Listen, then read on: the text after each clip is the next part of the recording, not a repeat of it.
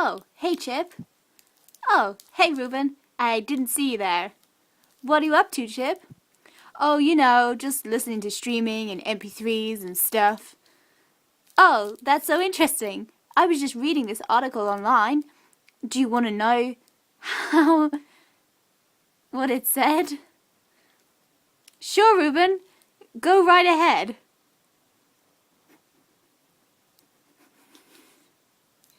Well, with regards to development of MP3 and streaming technology, this article said the German company developed MP3 technology and now licenses the patents the rights.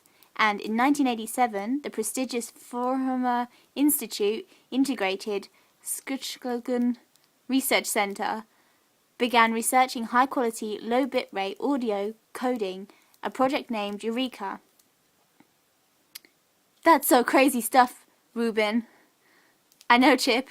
Research was led by Kaiser Brandenburg, often called the father of MP3. Oh yeah, that guy.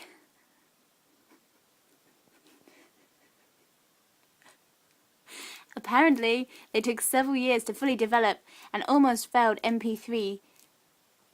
MP3 stands for the MPEG Audio Layer 3, and it is a standard of audio compression that makes any music file smaller with little or no loss to the sound quality. It was around February 1999, and a record company called Sub Pop is the first to distribute the music track in the MP3 format.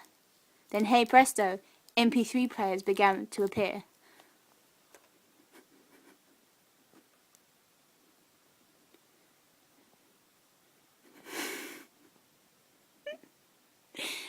That's some impressive stuff, Ruben. But did you know that streaming was about in the early 1920s? Oh, dog, you so cray-cray.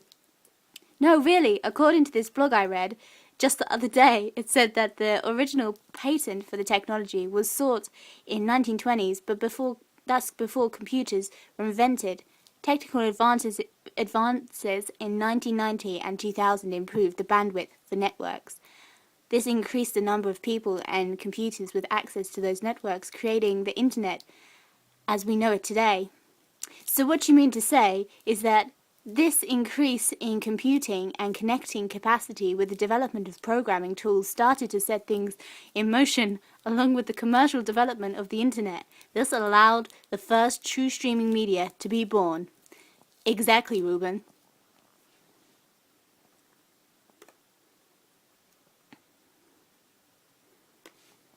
You know, in 1993, the garage band Serve Tear Damage became the first band to broadcast live over the internet. Oh yeah, do you remember those crazy guys back in '95? Real Networks televised a baseball game over the internet for the first time.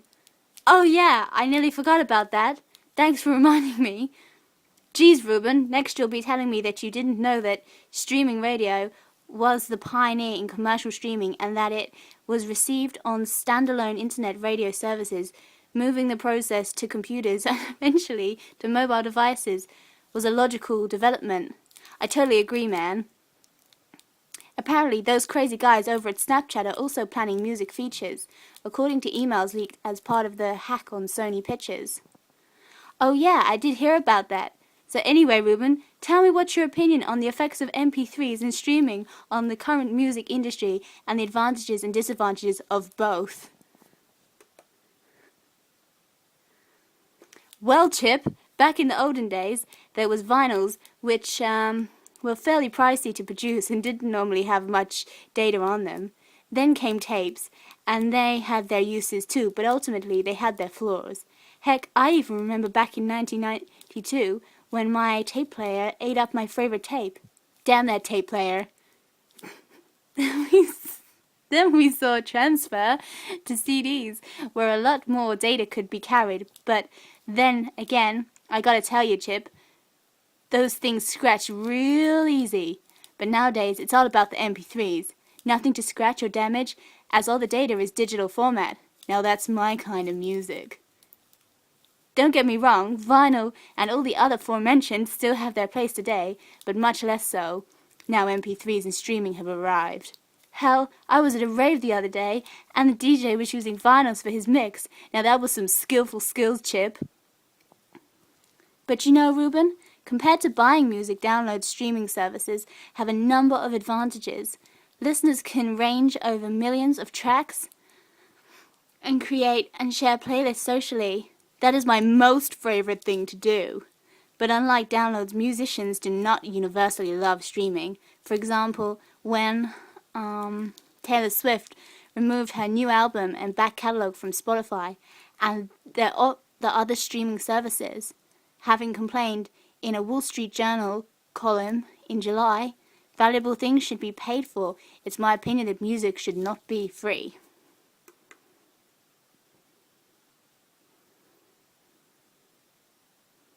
It's crazy, isn't it, Chip? Yet streaming revenues are rising fast according to the BPI's figures and have zoomed from zero in 2007 to 76.7 million in 2013. And after all, Spotify says it pays out 70% of its revenues to its artists, so it can't be that bad, right, Chip? Yeah, Ruben. There are many positive effects aside from being a very convenient, free, legal way for people to listen to music. Spotify benefits artists through increased exposure and royalties and enhancing their image. So, Chip, what do you think of the industry? Let me rephrase that. So, Chip, why do you think the industry is taking the direction towards digital streaming or downloads?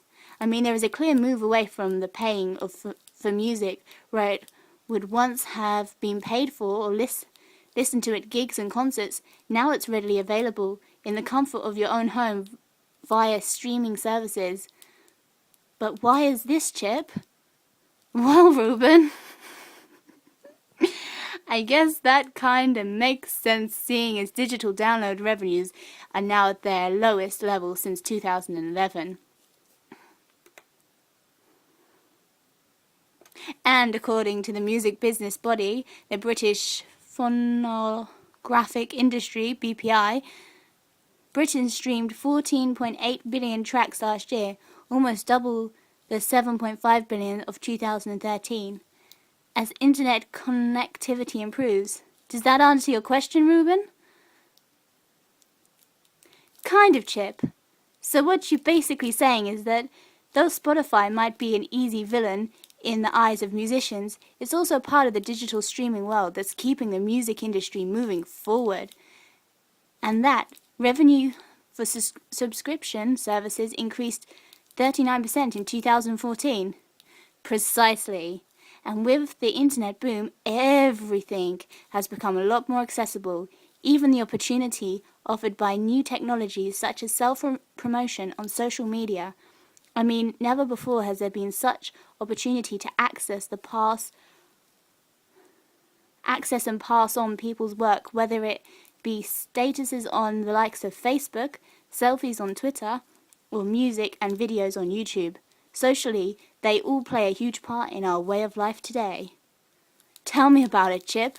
Hell, I can't even leave the house in the morning without taking at least 3 selfies, and I love nothing better than a weekend than putting my old feet up for a full-on #Netflix and chill session.